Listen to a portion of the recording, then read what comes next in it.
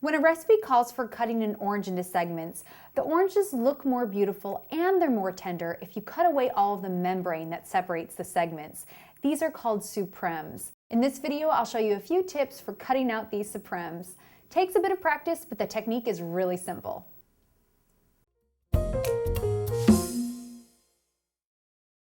The first step is to cut off both ends of the orange.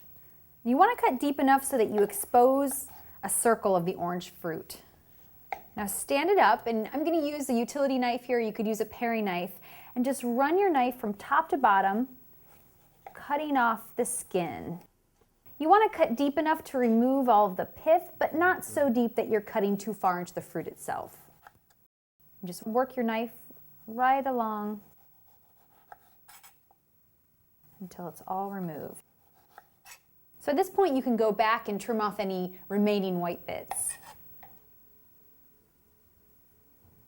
Now that the skin and outer membrane is removed, you can see the individual segments here. So the next step is to cut those out. And for this step, I'm actually going to work over a bowl because it can release a lot of juice.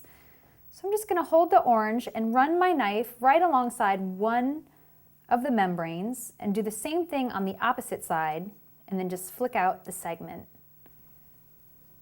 And you'll do this all the way around the orange.